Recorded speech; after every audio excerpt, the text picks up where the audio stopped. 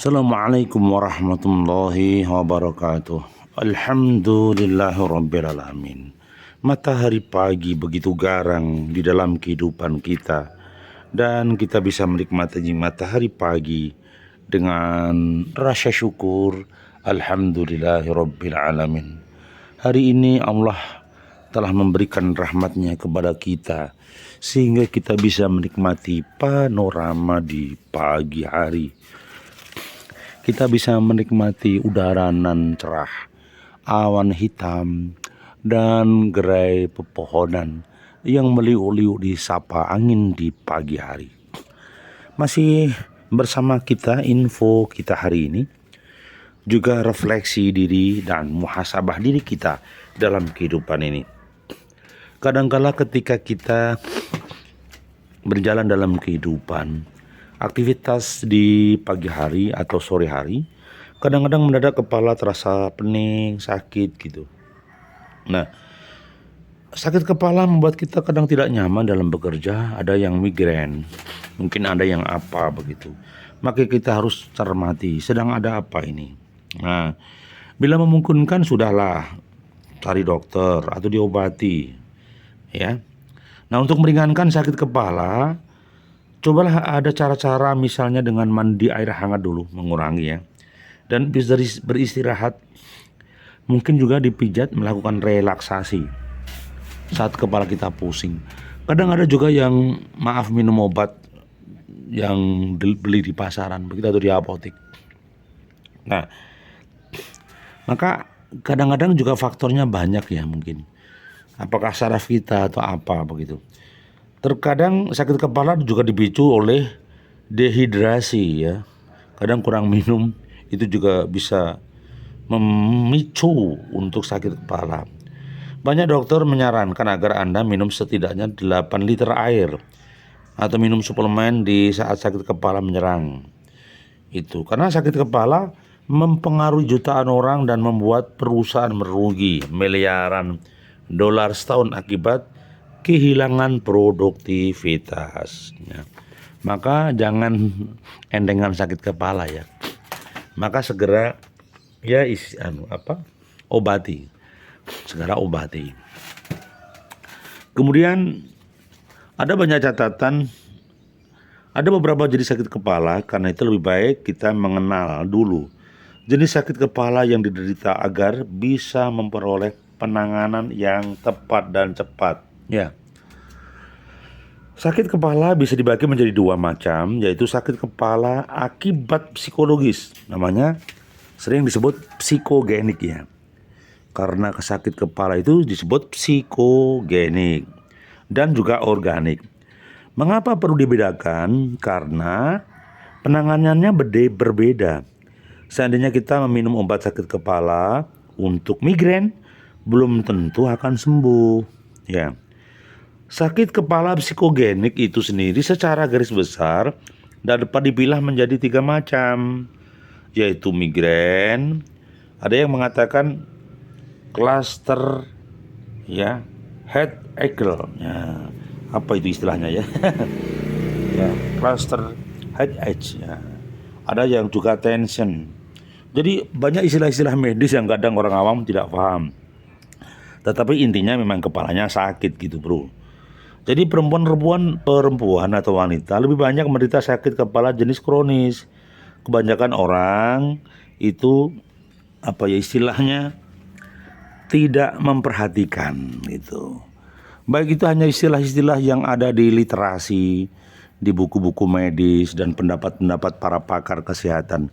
Yang pasti kita bisa merasakan bagaimana saat sakit kita harus segera menanganinya, sehingga tidak akan menjadi permasalahan di masa depan ya. Sekali lagi, itu yang harus dicermati. Pak, bagaimana kalau suatu saat kita kadang-kadang juga ketika masa tua ya, kita bisa ngomong begini karena ketika usia kita sudah mulai merambah ke usia tua, sehingga seringkali muncul penyakit-penyakit begitu ya. Ada yang terasa nyeri kronis. Pernah ya, mungkin di antara kita yang usianya sudah di atas 40 atau memasuki 50, mungkin terasa nyeri ya. Nah, Lebih dari setengah penduduk Amerika pernah menderita rasa nyeri kronis atau kambuhan dalam beberapa tahun terakhir. Ini yang perlu dicatat. Mungkin bahkan di Indonesia pun juga pernah terjadi seperti itu. Ya. Jadi kenapa begitu? Itu adalah salah satu penelitian di Amerika, ya. Dan 3 di antara 5 gejala nyeri kronis dirasakan dalam waktu lebih dari 1 tahun. Nyeri punggung berapa, ya, itu sering kali terjadi. Bahkan ini lebih banyak ya nyeri punggung. Kemudian ada nyeri sendi, ada tulang sendi, lutut, ada nyeri bahu. Nah, kenapa begitu? Ya, orang yang berusia 18 hingga 34 tahun cenderung menderita nyeri yang sama dengan orang-orang tua. Nah, cara terbaik untuk meredakan nyeri tersebut, ya tidak menganggap enteng rasa nyeri, dan pergilah ke dokter yang bisa menangani itu atau konsultasi gitu loh. Ada sebuah catatan bahwa dalam penelitian, ya, sebuah penelitian atas pemakaian terapi gen untuk mengatasi nyeri kronis mengungkapkan bahwa terapi gen dapat mengatasi nyeri kronis. Ya, ada yang menggunakan terapi itu. Ya. Dan penelitian yang diterapkan pada tikus besar menunjukkan hasil yang cukup berarti. Nah, tikus-tikus itu bebas dari nyeri setelah 3 bulan diberikan terapi gen. Mereka diinjeksi dengan gen yang memicu tubuh melepaskan endorfin, hormon pereda nyeri alamiah yang berada dalam sel-sel saraf di sekitar susunan saraf. Nah, perawatan ini merangsang efek dari obat pereda nyeri, namun dengan bidang sasaran yang lebih sempit, yaitu pada sel-sel saraf di sepanjang susunan saraf. Dan para peneliti berharap terapi ini berpotensi lebih baik dalam menyembuhkan orang-orang yang menderita nyeri kronis, ya, dan berat dibandingkan obat-obatan lain yang dipasarkan secara bebas. Ini hanya sebuah literasi, ya, catatan. Ya, catatan, kadang orang mencari solusi bagaimana mereda nyeri. Berdasarkan pengalaman kita, kenapa sih nyeri itu terjadi? Kadang orang-orang tua seperti ini dulu pernah bilang begini, jangan masam, jangan makan benjol, bayam, emping, melinjo, sejenisnya. Itu kadang ketika sudah tua, nyerinya jadi kambuh. Ada yang semacam kayak asam urat begitu. Maka idealnya kita hati-hati. Orang-orang tertentu itu sensitif pada makanan tertentu. Kita cermati, kenapa sih penyebab nyeri? Oh, kadang terlalu mungkin bekerja ekstra berat. Oh, terlalu capek. Oh, pergerakannya waktu itu terlalu diulang-ulang rutin sehingga benar-benar otot ini butuh istirahat. Nah, kita barangkali harus dicermati. Ya, bagi orang-orang seperti kita harus dicermati.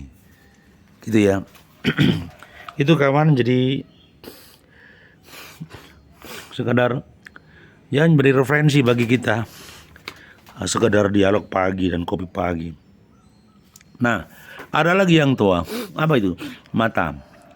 Kadang mata juga menjadi gangguan ketika usia kita memasuki 40 tahun. Kadang mata kita tegang karena maaf ya sering membuka WA atau mungkin sering melihat HP atau menonton televisi atau menatap laptop berlama-lama. Ya. Mata kita jadi capek gitu. Jadi berhati-hatilah agar mata kita tidak tegang, terutama ketika kita bekerja di depan komputer, melakukan sesuatu yang menyebabkan mata kita menjadi ekstra keras. Nah, maka kalau begitu jangan lupa istirahat dong. Setengah jam istirahat, mungkin berdiri, jalan kemana sehingga tidak hanya menatap layar komputer. Jadi secara temporer saat kita pegang komputer jangan harus berhenti. Demikian juga saat pegang HP, setelah sekian menit ya harus berhenti. Nggak boleh berlama-lama begitu. Ya. Jadi idealnya setelah 20 menit menatap komputer, tetaplah ya setelah 2 menit lah pandang yang lain. Jadi jangan sampai 20 menit Anda hanya memandang layar komputer, maka pandang yang lain gitu ya. Mengalihkan pandangan lah, yang jauh, jangan hanya dekat. Yang kedua, berilah mata Anda jarak yang cukup jauh dari monitor. Ya. Biasanya idealnya jaraknya 20 sampai 40 inci ya. 20 sampai 40 inci. Dan juga jangan lupa kurangi cahayanya yang terlalu tajam. Kurangi kilau cahaya yang terlalu tajam. Ini membuat mata jadi perih. Ya, menjadi perih. Gitu ya. Jangan menggunakan mata yang cahaya yang bikin silau gitu loh. Nah, jangan lupa juga kita sering kontrol di mungkin dokter mata gitu loh. Jadi ada catatan bahwa pengaruh monitor video display terhadap kesehatan mata masih menjadi perdebatan. Ada para pemakai video display unit itu umumnya mengeluhkan tekanan pada mata, nyeri otot leher, sakit pundak dan pinggang.